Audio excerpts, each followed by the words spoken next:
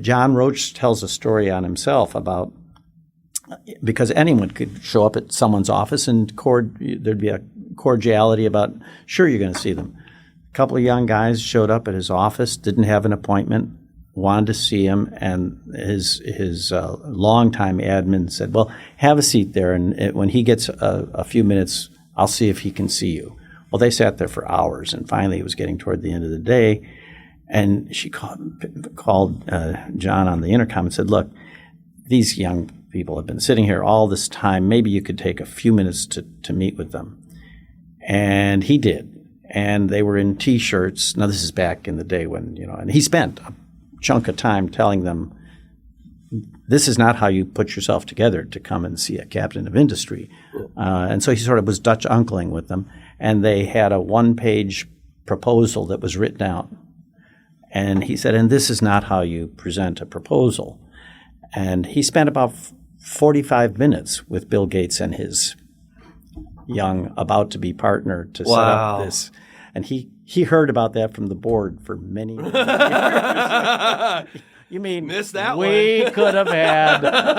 Could have had Microsoft. But it was a characteristic of how receptive the town had been and is today in terms of people that want to take on an initiative. They'll try to mentor with them and help them.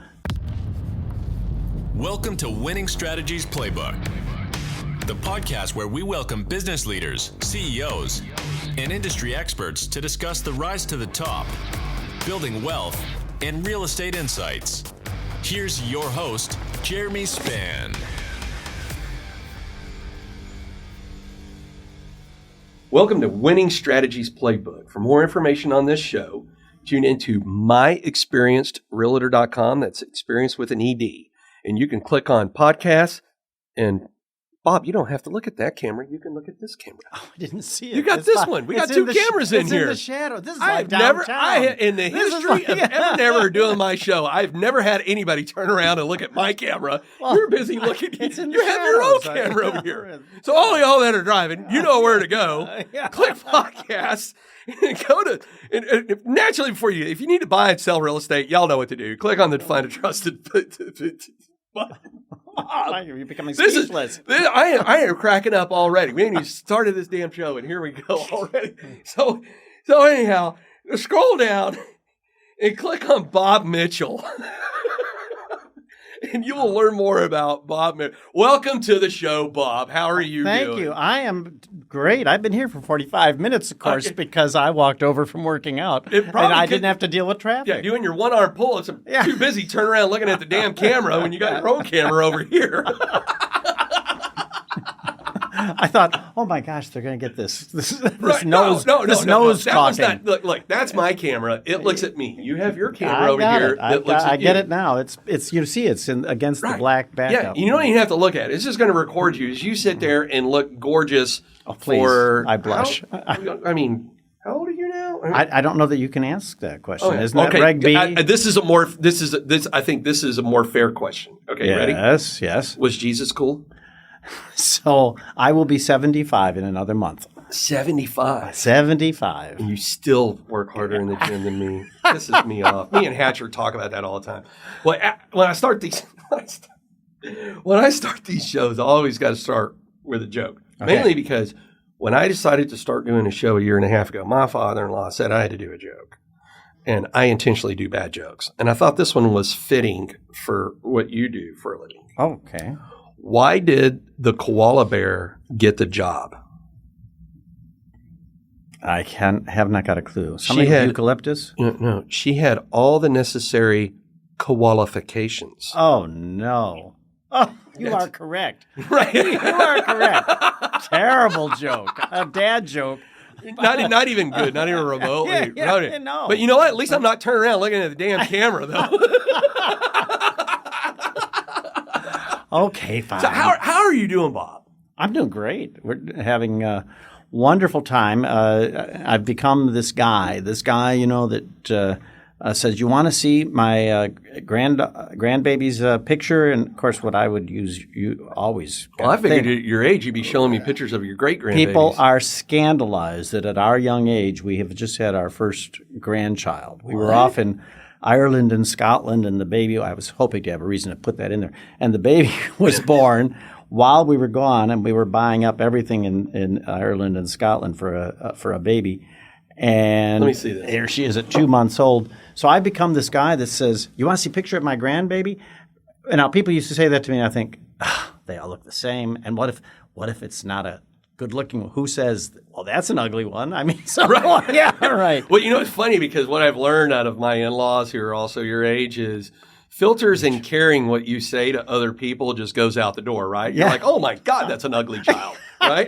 Right. But this is a very beautiful Oh, no, she child. is gorgeous. She is stunning. And so basically the genetics must come from Nancy's side, right? Yes, Because this child is way too good looking to come from your side of the genetics. And her name is Eva Simone Elena Garza. So she's got quite a handle. And so we came back and we went up for a week and a half up the Hudson to be with her. They came for Christmas, and now we're going back in 2 weeks for a week up there. So we're in hog heaven, just becoming the archetypical grandparents. That's awesome.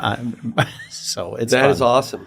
Wow. Yeah. So first and only grandchild so Correct. far, right? Yes, indeed. Probably the last. They thought that ship had sailed, so they built this spectacular place on 17 and a half acres to retreat to from Williamsburg, where they and kept the apartment empty for a year and a half during COVID.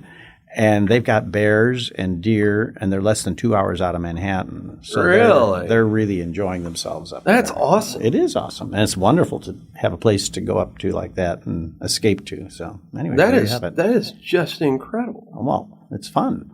It is fun, right? Yeah, The best part, and like not that I want to be a grand. So my daughter just turned 21 this last weekend. You believe that? You've got a daughter almost my age? Stop it, Bob. Stop it. Yeah, right. Stop Okay. it, sir. Yeah, right. Stop it. Yeah. Right, Yeah, right. okay. Like math for Marines, not really good at math, but I'm pretty sure there's a multiple in there. That's true. So she turned 21, and it was really cool. So on Saturday, her 21st birthday, we were up in Fort Collins, Colorado, where she may or may not be going to school. Mm-hmm. Was going to school, not right now, maybe going back. But you know what? Hey, she's paying her own bills. So as far as I'm concerned, as a matter of fact, we had the whole entire family up to Pagosa Springs for Christmas, right? Fantastic. And you ever realize that family coming to visit is a lot like Las Vegas? It's really fun for the first 48 hours. At 72 hours, time to go. At 96 hours, you've overstayed. After the fifth day, somebody should probably go to jail at that point, right? And I love my family. Love all of my family coming in. But they were wearing her out 7 ways to Sunday. What are you going to do with your future? Oh, yeah, Where yeah, then? yeah, When are you getting back in school? Because they care and right? they're concerned, and it fills the conversation. Right. And I mean, they were wearing her ass out, right? And so after we put everybody on a plane the Monday after Christmas, and she and I were running around town knocking out a few errands and stuff. And I said, "Hey, aren't you glad that?" Because she was going to stay with us for a few more days before she went back to Fort Collins. And I said, "You glad everybody left?" And she's like, "Oh my gosh, Dad." She goes, "I was just ready for us to just be you, me, and Mom." I was like, "Yeah, me too. I was ready for some quiet." And she looked at me and she just goes, "Hey, thanks, Dad." And I was like, "Yeah." I was like, "Merry Christmas," we got her so her birthday is on January 8th, and then Christmas being the 25th of December, close birthday Christmas thing. So it's always kind of a weird, how do you buy gifts thing, because birthday's a couple days later, basically. So we bought her a trip to go to Boston to do a craft beer and baseball, go to a Red Sox game and craft beer tour. Fantastic. Thing, right? Yeah. And then because my daughter loved travel, right? So because we took her traveling all over the world, before she left for college. And And she was like, so good kid. So I thought she was thanking me for that. I was like, yeah, it was our pleasure. We wanted to give you a really cool Christmas gift, and we were thinking through it. She goes, no. She goes, not that.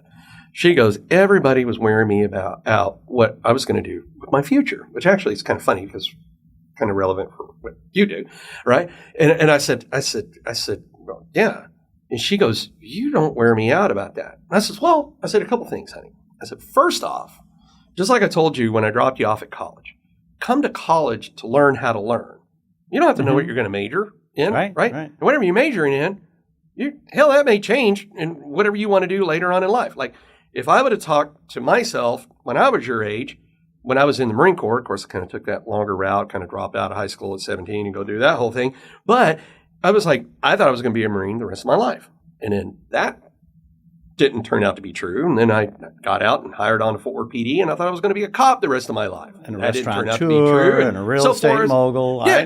So forth. And I said, so you don't have to know where you're going to be in your future. I just want you to be happy, but I want you to get the college experience and learn how to learn because those tools and assets. And I said, and secondly, you pay for all your own stuff because we had a little gap situation a year ago where we were paying for everything, but you kind of got to go to class for me to continue to pay for everything. She made a believer out of me to go, I'm no longer going to pay for things if you're not going to go to class, right? And so I said, if you're not going to go to class, you need to go get a job and you need to pay your own damn bills. And so for the last 7 months, she's been paying her own rent and all that else stuff. So I said, honey, I feel like if you are a responsible adult that is going to pay for your own stuff, and I don't have to pay for you, then I kind of don't get a say in your future at that point. Not unless you ask. Unless you ask. And she was just like, I really appreciate it because everybody else is wearing me out. So, well, Aaron and I were talking about this during the 45 minutes we had to chat. Please keep reminding me. Anyway, she was asking about my daughter up in New York and how she got involved in AI platform stuff and all that. And I said, well, it was interesting when she was 13 years old, 14 years old, and she was fretting about what am I going to do to my wife. She said, Mom, what am I ever going to do? I haven't got a clue what I'm going to do. And my wife told her at the time, don't worry about it. Just get a great education so you can write, communicate on it, because what you're going to do doesn't even exist now. And it's turned out to be absolutely 100% true. Yeah. And she's living the dream up in New York, which is wonderful. That's awesome. Yeah. Well, normally when we do this show, we usually, go back in time to go, hey, tell us about where you came from and how you got to where you're at. I like for us to kind of shorten that because you're 800 years old. So if we told the story of you, we would be here for 9 hours talking about your timeline. Yeah. But no, hey, seriously. So where'd you grow up? Because you're not a native Texan. Even though everyone assumes I am because of my accent. Yeah. Right. Yeah. Yes. So I get the drill. So I'm a fifth-generation Chicagoan. I grew up in the south side of Chicago, and my family, as well as my wife, were stunned when I came home one day and said, you know what, we need to go take a look at Fort Worth, Texas. And they finally stopped asking about 10 years ago, when are you coming back? We've been here 40 years because we are crazy about Fort Worth. We are home. But in any event, grew up in Chicago, went to Marquette and then Loyola. It was very idealistic. Wanted to do something where I was going to help people. You remember those? Well, maybe you don't. But I probably got a better memory than you. I don't know. Yours is pretty good memory. But I even at one point considered going into the seminary and using the church as a vehicle, not because I was religious, but because I thought it would be a way to supercharge impacting the most people potentially. Worked my way through college at Loyola in the psych department at Evanston Hospital and learned a lot about people stat in that scenario, and also learned that hospital work wasn't necessarily all about others, because the administrative people and the doctors and the nurses, everyone's working on their turfs. And so I finally decided, you know what, I'm going to go into business where everyone knows that there is, there's other agendas than just helping people. And that's how I got into banking, and I was a banker in downtown Chicago, then up in Lake Forest, what they call upscale banks. So when Bill Connor, Alcon Labs is Alexander Connor, when they were going to do this financial services conglomerate, and they hired a guy that had gotten me to come from Chicago to Denver for an upscale bank, and then when he came here to put together their first entity for this financial services conglomerate in the early 80s, he got a hold of me and said, I want you to come down here and help me with this before we open up the first bank. And I said, I shouldn't, this is not necessarily what I want out there, but I did say, we were. Where the hell is Fort Worth, Texas? Nancy and I used to go down to the Broadmoor a few times a year just to zone out. And I'm sitting there looking at the Broadmoor West, looking at the lake with the mountains reflecting, and I'm on the phone with him. I said, now, you want me to go from here to Fort Worth, Texas, where there's big-bellied sheriffs and cactus and tumbleweed and sand. And he said, that's what it looked like back in 1820 when you moved here. Yeah, nice. He said, Mitchell, just come down for a vacation, see what I'm doing for a weekend. And I did, and it was incredible. Now, a lot of the buildings were boarded up downtown between the Tandy Center, the Worthington, and the Fort Worth Club.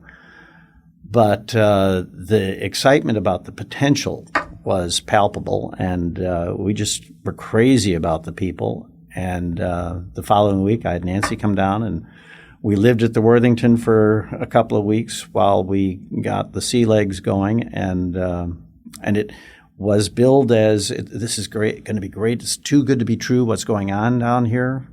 Is that when the Basses were starting to get involved? That was Charles Tandy had just stopped being. Well, he had died, so it was just transitioning. I mean, literally, it was just transitioning. There were.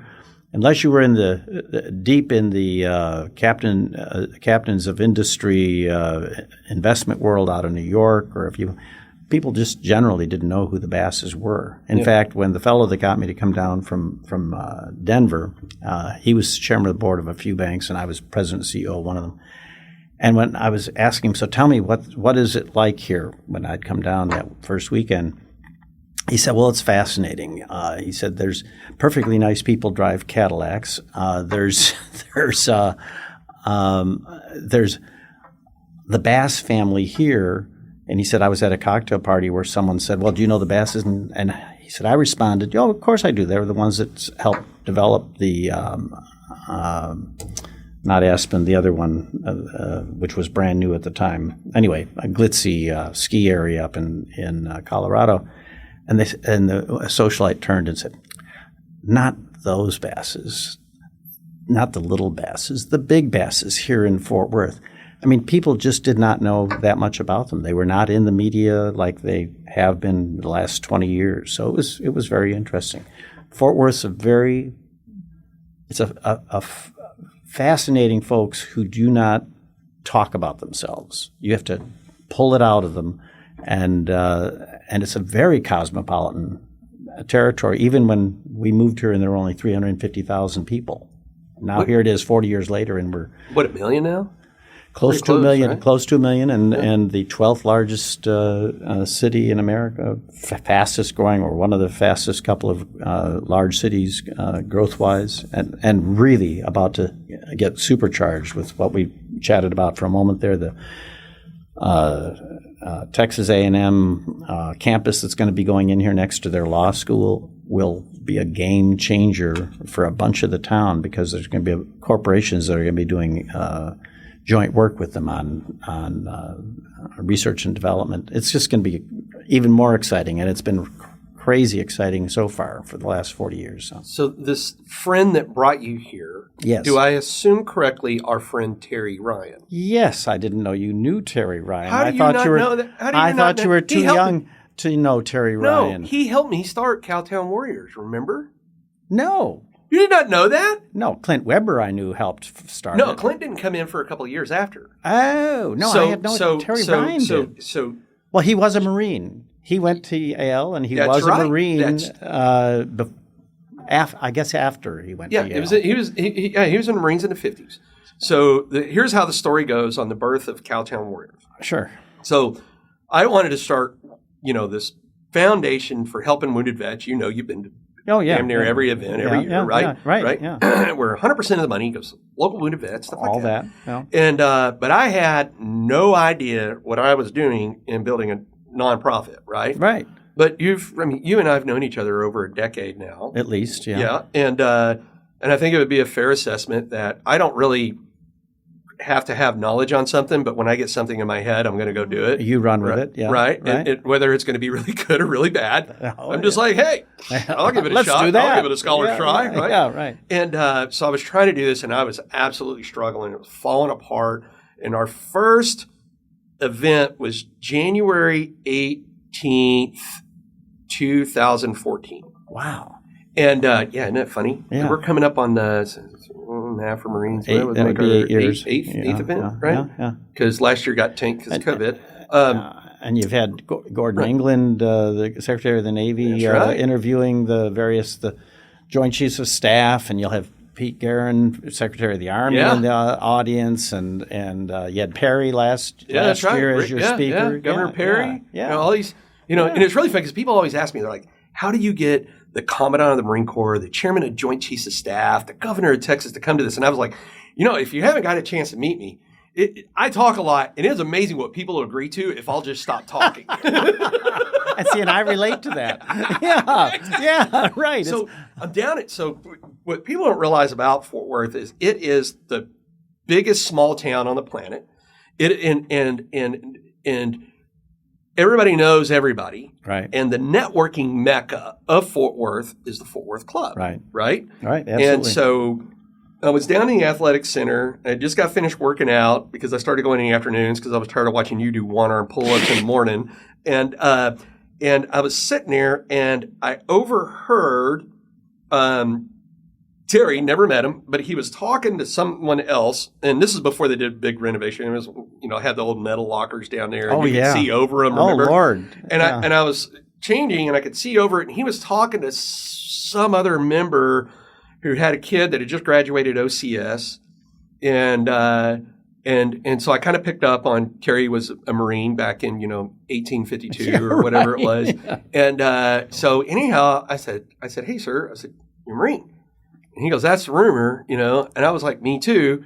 And we started talking. So that's how I met Terry. And I knew James Korth, right? Right. Now Colonel Korth. Yeah. Right. All 6'7" of it. I think he's 6'9". Whatever it is, right. when he puts much taller than us, when he puts that outfit on that makes your shoulders big and your waist small. Right. Holy cow! Well, I don't know if his waist is that small anymore.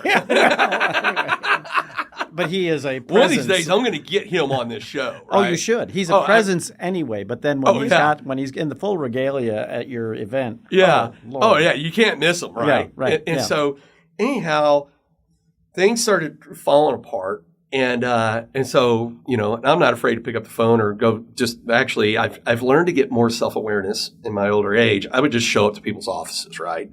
And I literally showed up to his office and I was like, hey, do you remember me? And he's like, yeah, I remember you. And I was like, hey, so check this out. You over here and you have this bank and I need money. And he was like, Southwest Bank, yeah. Right. Yeah. And he goes, what can I give you a loan for? And I was like, no. I just need you to give me money because I want to go start this thing. And he's looking at me and he's laughing, right? He's like, who the hell are you? Like, how do you just walk in here? And I was like, you're a Marine, I'm a Marine. I want to raise money for wounded vets, blah, blah, blah, blah. And that's actually how Cowtown got started was Terry. He had already been involved in the beginnings of the Davy O'Brien. So he had already had some experience of getting a nonprofit going from zero to but yes, he's a Chicagoan. Yep, that's right. He grew up in the South Shore area, and I grew up in Beverly Hills. These are so we were all South Side Irish, and he was in the banking business there. And his wife then was the daughter of a guy named Overwortman, and Illinois was like Texas was a unit banking state. This guy had 28 banks around Illinois. Anyway. Yeah. And then Terry got hired away to Denver to be with the largest banking operation in the Rocky Mountain region. And some years later, he got us to come to Denver, which was an easier sell than Fort Worth at first. And but as I said, we've just been crazy about this town. But I'm fascinated that you knew. Yeah, I can't believe you did not know that. Yeah. Well, and Terry is one of my favorite people. Lovely guy who keeps relationships across time and space amazingly. I mean, because he was in the executive MBA program at Stanford, and these people from around the world and around the country, I mean, as just an example of the kinds of relationships he would keep after a short, albeit intensive, but an incredible guy who married his high school sweetheart subsequently, and his son John is very prominently involved in Fort Worth. So it's been a fun place to watch others grow, as well as I got the opportunity to grow into the fabric of the community. It's really been fantastic. Matter of fact, you are about as, matter of fact, we make running jokes, is you are like the Kevin Bacon of Fort Worth, right? Like, what was the deal? It's like 6 ways of connection. Somehow you've done a film with Kevin Bacon. Yeah, 6 degrees of separation. But I think it's fair to say, because you don't want your folks out there to think that everyone in town is connected. There is, and Nancy and I decided 20 years ago that as the town was getting bigger and bigger, clearly everyone doesn't know everyone, even though there's that sense of if you are in, we decided there's about 5 clubs in the Fort Worth area that in Fort Worth, 2 city clubs, petroleum, 3 city clubs, and 4 or 5 country clubs. And we started to realize that if someone belongs to one or more of those clubs, and there's a lot of overlap, it maybe makes up 10, now maybe 15,000 people, maybe. They all feel like they all know each other. But clearly, in a town of 1 million, there's a lot of folks you don't get to know.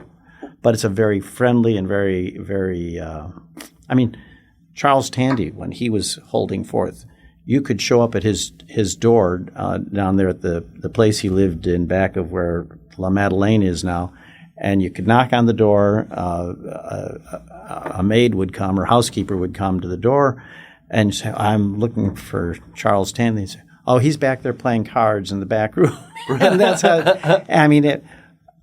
John Roach tells a story on himself about, because anyone could show up at someone's office and there'd be a cordiality about, sure, you're going to see them. A couple of young guys showed up at his office, didn't have an appointment, wanted to see him, and his longtime admin said, "Well, have a seat there, and when he gets a few minutes, I'll see if he can see you." Well, they sat there for hours, and finally it was getting toward the end of the day, and she called John on the intercom and said, "Look, these young people have been sitting here all this time. Maybe you could take a few minutes to meet with them." And he did.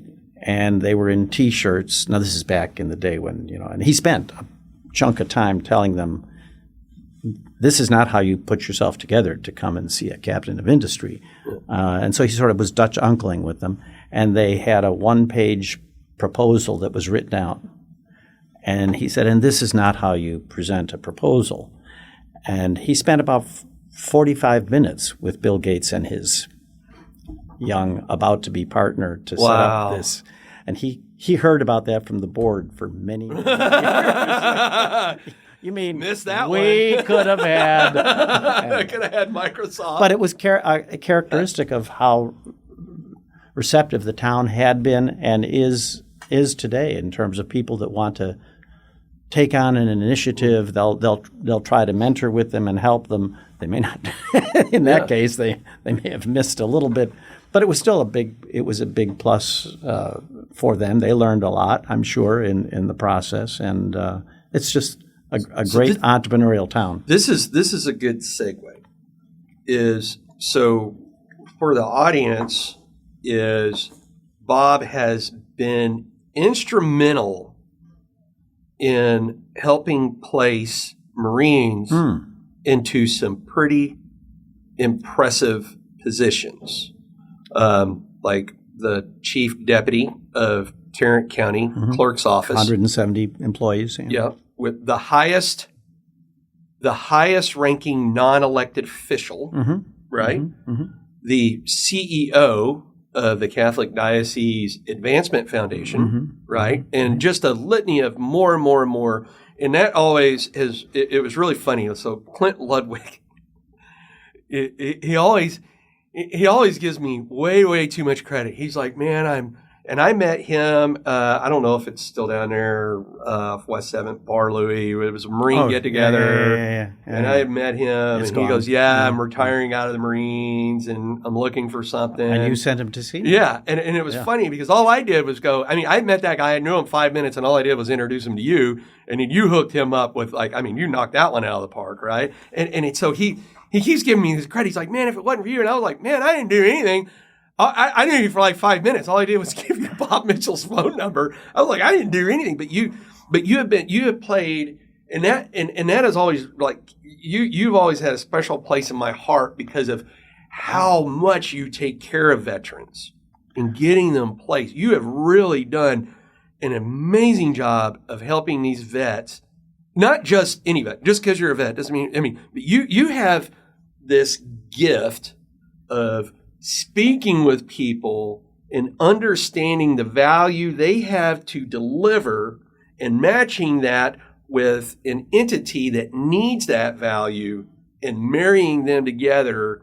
And that is really, really incredible. And I appreciate your saying all that. And the fact is I did not understand it to be unique until, maybe 10 or 12, 15 years ago. I had to sort of face up to it because folks would be talking about, well, how do we want to replicate this and all that? And I thought, well, that's just what you do. You take an interest in people and blah, blah, blah. But it is apparently a little bit unique. So this is awkward because you're doing to me what I normally do when I meet with somebody. And in this town, it was really unusual back 40 years ago. It's just how I process. And I would ask them after we would, the preliminaries, we'd be having lunch or breakfast or something. And I'd be asking them, well, tell me about, how is it you're here? Why were your grandparents here? And I'll go, and they'll think deep dive from their perspective. But it's just how I process who somebody is. I'm fascinated by how people get to be where they are and what they are now in any event.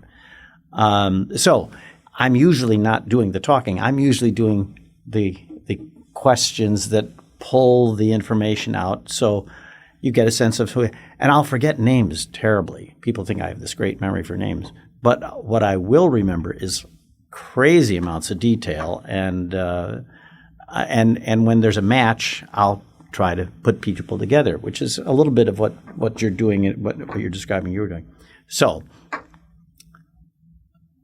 today's Marines, today's military is not what it was 50 plus years ago when I was there. These are all pretty darn educated, either between academically or OJT, but usually both. At some point, they may not have it when they first are getting the opportunity, but then they get it while they're there. They learn to be adaptable, and it comes down to translating military speak to civilian speak. But the important aspect is the elements of what they bring to the table. And it is fun. It's great fun. The Whit Smith Company, by the way, we just closed Friday.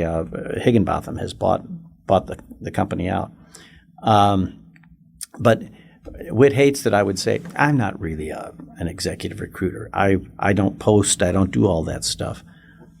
Folks will come to me after they've got their own recruiters in company, but they'll have a hard time finding a CIO or a this or a that.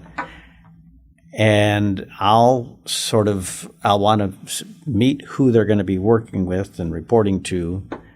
And then I'll try and match the culture and the chemistry, because you can always get the technical aspects once you've gotten a chance to understand who somebody is. So it's often one-off. It's not, I mean, the folks you've mentioned, they did not have a background when someone would go, I know what we should do. We should have them in this spot. And that is kind of fun, where you're able to see what initially is not evident to others, and they often won't make it through the HR screen. I mean, they would not, because they don't have. I just put somebody with a captain of industry wanted his own admin. Well, he had been in a position like this before some years back. He wanted the same thing. And I brought him somebody who was a young attorney, and she was not practicing as an attorney, but she was fantastic in terms of organ. And admittedly, the head of HR said, I would have never, that would not have seemed like somebody that would be appropriate for this. Well, she not only continued to run his world and then the subsequent president's world, she continues, even though the family, her husband had to relocate to Florida, she continues remotely to do this. And now he needed another in-person person as he took a company over, and it's just fun. It's just fun to find these unique scenarios of putting folks together, and it doesn't take long, which is a little bit of a fly in the ointment for the folks that have worked at it for a while and weren't finding somebody. But that's another story. So you're kind of, if I understand this right, you're like a matchmaker for somebody that needs because you hear a recruiter, it's like, okay, we're just trying to put a peg in this circle and blah, blah, blah. You're more of a, hey, you have a specific need, right, that involves like culture fit, having the resume to be able to do it, having the skill sets to do it, having the personality and all that.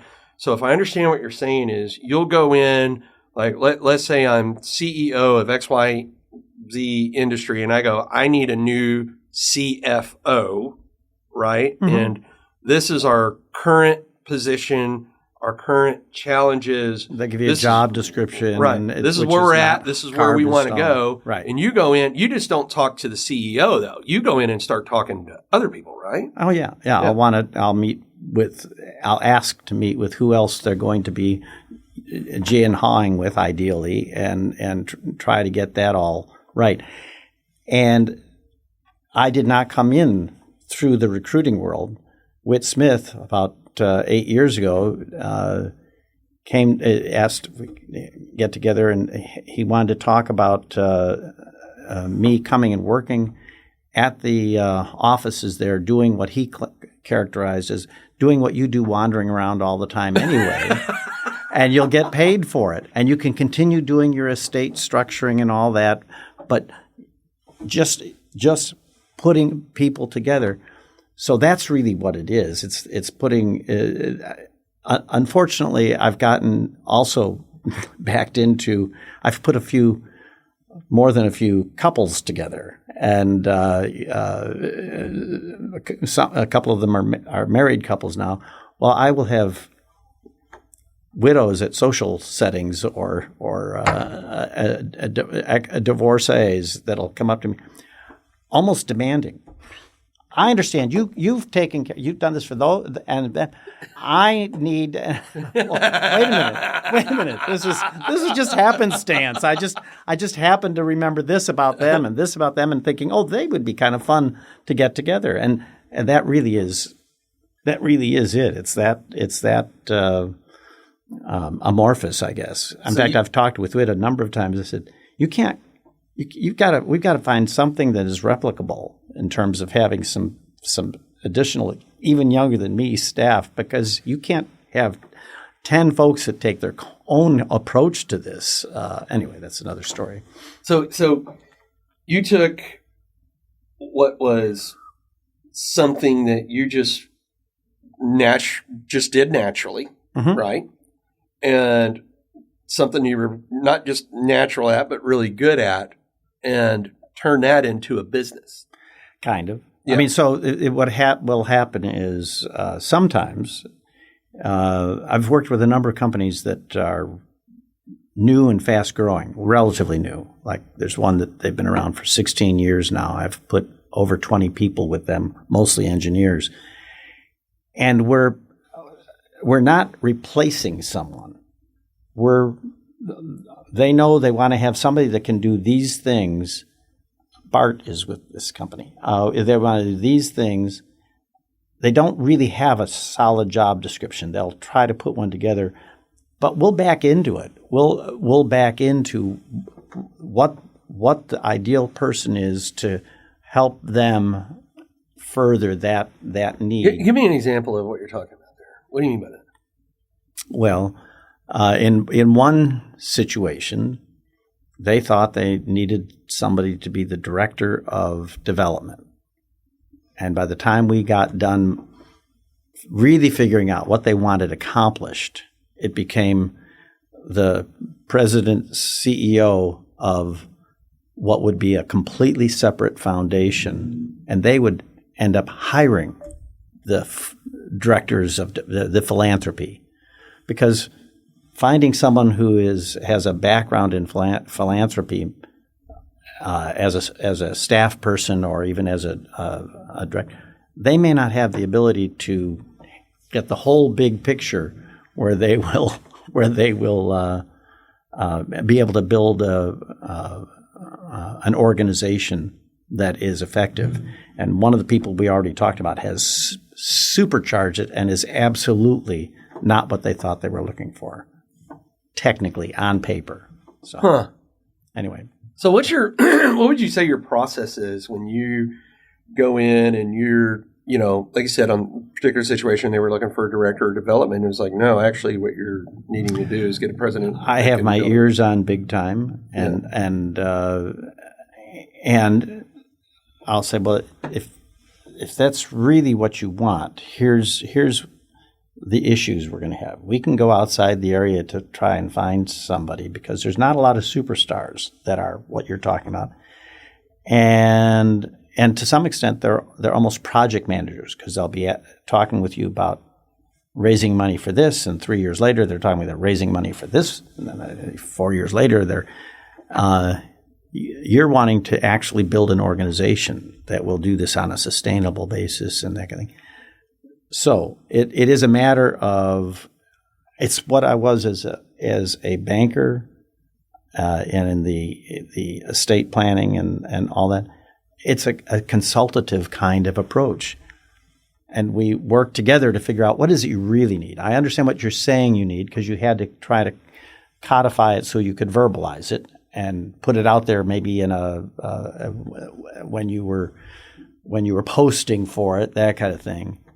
But now we need to figure out what is it you really want accomplished. Why has it been so hard to find someone that not only fits that description but is going to fit the organization? And that way we sort of back into it from their side. And I'm very transparent on both sides. On both sides, I'll say, well, there's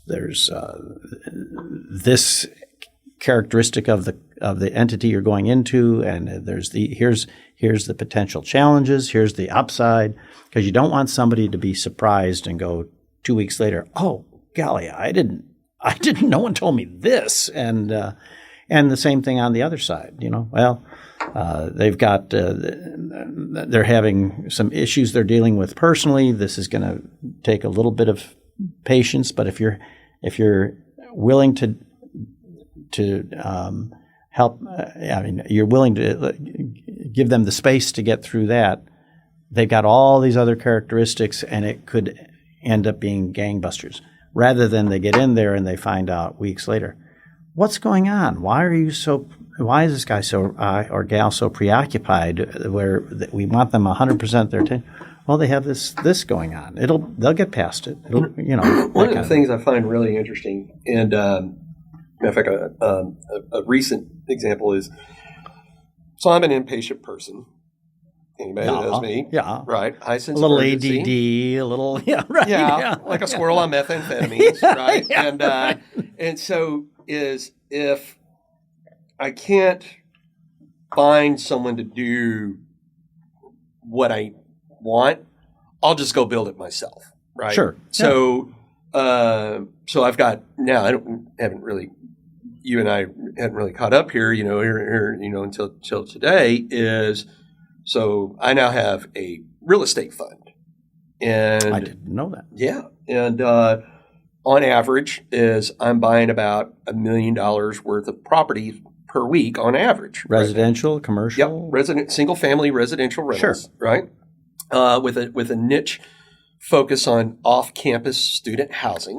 Okay. Right. And so there was a void, right, of maintenance, right, because we have not only supply chain issues in this country, but we have a major labor shortage. Right. And finding reliable labor, I finally got frustrated and said, you know what, I'm just going to build another company, Stacks Property Services now as it is, to go service these properties and other properties that even I don't know, right? So called an old Marine Corps buddy of mine, Eric Kasmeyer, and said, hey, got an idea to build a business. Are you interested? He's like, yeah. And I was like, cool, let's do it. And he goes, when do we start? Yesterday. And I've already got a book of business. Let's get going. And you know the guys that have been doing this initially on the South Side, and they had a TV program for a short period of time. Jamie Ice, right? Yeah. Well, no, not only just Jamie, but there's also, oh my gosh, he's the same name as an icon in music from years ago. Anyway, African American. He and his wife had I know who you're talking about. Yeah. His name escapes me, but I know who you're talking about. So, terrific folks, wonderful folks. But. So anyhow, in the process of doing this, right? So anytime you're building something, right, is I've learned that what somebody says is not necessarily what they're trying to communicate. Exactly. Right. And so same thing with selling when someone the best realtors we had worked with years ago when we were buying our first house, we would say what we thought we wanted, and Pat Murphy and she was a gal in Lake Forest, Illinois, and Paula Britton did it here too, where said what we wanted, said what we definitely don't want, and after they got to know us, they ended up in Paula Britton's case, we said we wanted to be right in town, right in the middle of the city here. Don't want to be, almost walking distance downtown. And we went through all these things. And one day she's thrown us in the car. She says, I'll pick you up, and I'm going to take you. And we're driving out Camp Bowie. We're driving. And I said, we're getting out of the central city here. You are taking us. Where are you taking us? She said, just fine. And she's keep pattering on conversationally to keep us occupied. And we come over a rise, and there's a house on the corner in the back of Ridgely, above Vickery, on the bluff, looking out over nothing. Now it's all rooftops. And she brought us to a house that we were crazy about. She knew what we wanted far better than we did, and I've had that with a couple of realtors over the years. And it's that same kind of, it's an analogous kind of scenario. Yeah. But it's kind of funny is another example of that is, so for a couple of years, Laura and I were shopping around at different mountain towns because we wanted to have a second home up in the mountains. We love the mountains. We love hiking, skiing, doing all that. And we had looked all across the U.S. Matter of fact, we kind of had our heart set on Big Sky, Montana. Right. Except for it's kind of a pain in the ass to get there. Right? Even though they got a direct flight, but if you're going to drive, that's like a 22-hour drive. Right. So anyhow, and then we looked all over Colorado, but I had never heard of Pagosa Springs. Oh, okay. And so we dropped off Maggie to Fort Collins, Colorado State University. We rented an Airbnb in Breckenridge for 7 nights. And then what we would do is we would trek out to different towns for the day to check them out. Like Vail, Beaver Creek, Steamboat. I couldn't come up with the name. Yeah. And all these different places, right? Yeah. And we were about 4 nights into our stay, and we'd come back to Breckenridge. And so this is kind of comical. This is how I found Pagosa Springs. So we came back, and we had saw on one of the online reviews, TripAdvisor or Yelp or one of those, that said, this sandwich place is like one of the best sandwich places on the planet. And I was like, cool. So we pull up to this building and you kind of go down into the basement. It's so small you can't eat in there. It's kind of like a to-go sandwich place. So I go down there and I get my 2 sandwiches. And as I'm walking out, there is this tall, string-bean, scraggly character, smelly character standing in the doorway. We would refer to them as a hippie. Ah, right. Well, if you're old enough. Who's stoned off of his gourd, right? Yeah. And, which, hey, I got nothing against that. Like, hey, man, you want to go smoke weed, do whatever? Hey, man, good for you, right? Good on you. But he's standing in the doorway, and I'm kind of like, hey, I need to get out the door here. And he takes one look at me, and he leans down, and he smells my sandwiches. Oh. And he goes, hey, bruh, those are some good smelling sandwiches. And I'm like, thanks. Do you mind getting out of the way? And he was like, well, bro, no need to be violent. And of course, you know my background in the Marine Corps and everything else. I just took one look at him and I said, my friend, you have no idea what that word means to me. Please get out of my way. And he's like, oh, you want to go? And his buddy who's standing behind him puts his hand on his shoulder and kind of gently pulls him out of the way. And he goes, that does not look like the character you want to have that conversation with. Mm-hmm. So I go up. Now, you know me, Mr. Talks a lot. Mm-hmm. I get in the truck. I don't say a single word. And we drive back to the Airbnb. Haven't said a single word. So Laura's like, something's going on, right? She later said, she was like, because you're never quiet. We go inside the Airbnb. We eat our sandwiches. And after I get done, I said, how was the sandwich? She goes, I think it's the best sandwich I've ever had. She goes, how was your sandwich? And I said, I think also that's the best sandwich I've ever had. She goes, what's on your mind? I said, pack your stuff. We're leaving right now. And she was like, what? What the hell went on in a sandwich shop? I said, if it's off season and I'm dealing with dirty, smelly hippies getting sandwiches, I am damn sure not going to be here during peak season where there's going to be a flock of them. This town is not it. The surrounding area is not it. Let's leave. So as we were leaving, and she's like, but we have another 3 nights that we've already paid. I said, I don't care. Because I'm one of those people, when I make up my mind, I'm done. I just want to be out. And so, a friend, Chris Hamilton, not Chris Hamilton, Plains Capital, Gus Bates, now Hotchkiss Chris Hamilton, but the other Chris Hamilton. The one I brought on the board of, but the one I got to BBVA, and then he came on the board. Yeah. But the other Chris Hamilton, the Army vet Chris Hamilton, used to be at Origin, right? Yeah. So he and I had known each other long years, and I remember him saying he had a place in Southwest Colorado, and so I called him, and I was like, hey, where's your house? And he goes to Springs. And I was like, where is that? And he goes, outside of Durango, blah, blah, blah. And I said, oh. And I was like, well, I'm leaving Breckenridge, and I think I'm going to head that direction just to go stay a night. That way I could check that area of Colorado off. Sure. I said, I'm just going to go stay a night. Where do you recommend that I stay? And he goes, well, no one's using my house up there. Go use my house. And I was like, okay. We pull into Pagosa Springs. And hands down, before we had even stepped out of the vehicle, Laura and I looked at each other and we were like, beautiful territory. This is it, right? And so one night turned into 3 nights at his house. So the next day I called him and I said, hey, can I stay a couple extra nights? He's like, absolutely. So then we're house hunting. We were like, this is it, right? Perfect. It's 25 minutes from Wolf Creek. Go up there and you've got some of that. Wolf Creek gets more powder than almost any other mountain in Colorado. Mm-hmm. A lot of people don't realize that. Durango's airport's 45 minutes away with 3 direct flights to DFW every day. The town is small. There's only like 2,000 living population there. Right. 60% of the houses there are second homes. Right. And a lot of Texans. It's like we joke around and call it Texas 2.0, right? Yeah. And drive time, it's only 12 hours doorstep to doorstep back, right? Yeah. So it's checked all the boxes of convenience, beauty, not too big, whole 9 yards. It has just enough restaurants, but not too many. Just enough shops, but not too many. So are you selling me this house? No. But I'm telling you why I want, right? I'm kidding. Although if you want to buy one up there. Yeah. So anyhow, we get an agent up there, Mike Harity. And I said, hey, look, it's a second home, so I really don't want to spend a whole lot of money because it's just, a destination for us. I really want to stay under $600,000 because I wanted to stay under the jumbo loan, right? So I was like, hey, I'll throw $100,000 down cash and then we'll just finance $500. and we're looking. We'd either find the house that we liked, but not the area, or we'd find the area that we liked, but not the house, right? And so after a couple of visits, going up there and looking around, he looks at me and does the same thing, right? What we're talking about. Just because you say something is not necessarily what you're communicating. Right. And so we're up there and we're looking around, and he goes, hey, I got one for us to go look at. And he goes, I think you're really going to like this house. And I said, whoa, hold on, hero.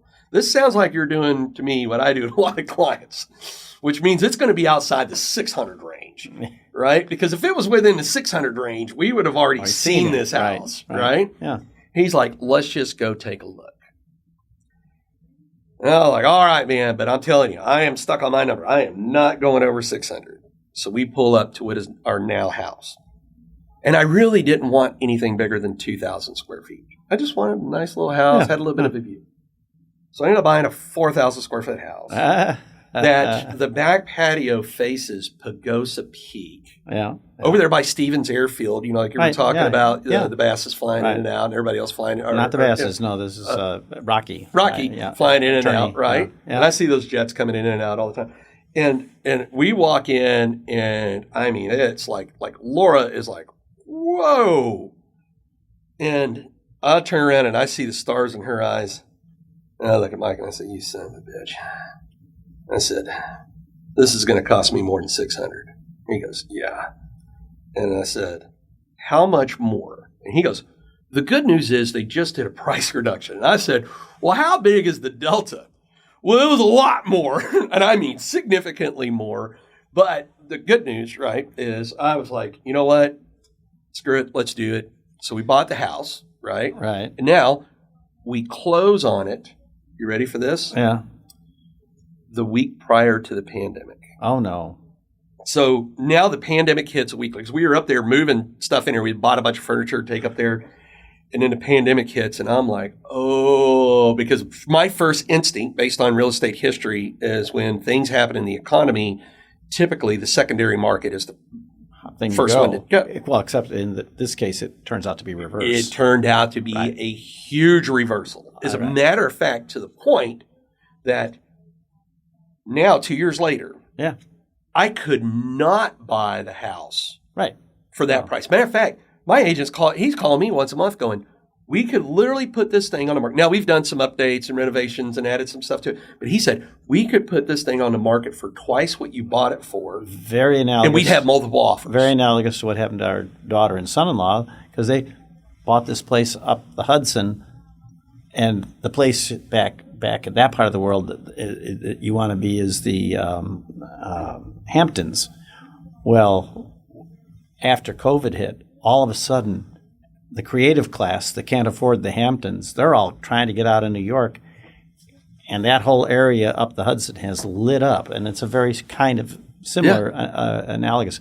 But you know what the moral of the story of all that is? What's that?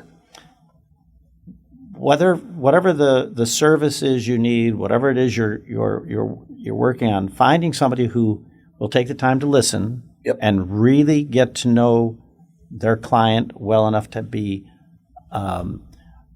give valuable input, whether it's an attorney, a physician, realtor, what I do, and then you have to be willing to listen to them. That can make all the difference in the world, other than someone just laying product on you. Yeah. Right. Because what somebody is saying is not necessarily what they're communicating. What their corporate speak is not. I mean, this was the case back in the days that I was doing the estate planning and which was insurance based, and they would make decisions 10 or 15 years before when they had to first face these issues, and it would hurt their head because it wasn't their world. Well, then they would sort of settle on that. And that would be what their rote answer would be. 15 years later, now they're wealthy, they have all kinds of tax issues, they've got family issues, they've got all kinds of stuff, but they're still talking about what they were when they were 26 and had a pretty simple life. And so you have to help guide them through the changes that have taken place in their life and also make it where it's not some kind of secret society speak. You have to talk with Draw them. that out. And make sure you're speaking with clarity. For them, they're doing something that's a whole different world. So really, you're kind of like a tour guide. In a way, yeah. Yeah. So somebody says, I want to get a tour of Disneyland, and I want to go see this particular thing at Disneyland, and you help guide them Absolutely. to get there. So there's a gal in town, Carol Minker, who works at the travel business like her life depends on it, and it doesn't. She's just passionate about helping folks and the travel experience. I mean, it was a perfect example because over the years when we'll say, well, we want to go and we want to, this is where we think we want to go and this is what we want to have. And because she knows us very well, she knows really what we really are trying to verbalize. That is more of an impression / construct in our minds, and she's a master at it. And so you can find those folks in almost every service and industry, and when you do, it's worth keeping them in your Rolodex. I'm dating myself. So that in your mental Rolodex, so that you can save a lot of time and energy instead of learning by trial and error with a chain of folks. You've got the person that understands, has taken the time to understand you and what you're really about, and that's kind of what you have done. That's kind of what you're doing with your podcast. Yes, You're that's why I say it's really awkward to be on the opposite side. Right? I'm usually asking the questions here, but anyway. So let me ask you this, right? Mm-hmm. Let's go back to 20-year-old self. Okay. Back in 1922. And if you could go back, we would all want to tell ourselves 8 million things if we could turn back time. But if you could open up a window to go back for 5 minutes and you could tell yourself only one thing, do or don't do this, what is the one thing you would tell 20-year-old self? 20-year-old Bob, what would you go back in time and tell 20-year-old Bob? I mean, avoid the dinosaurs naturally, but, value people for who and what they are.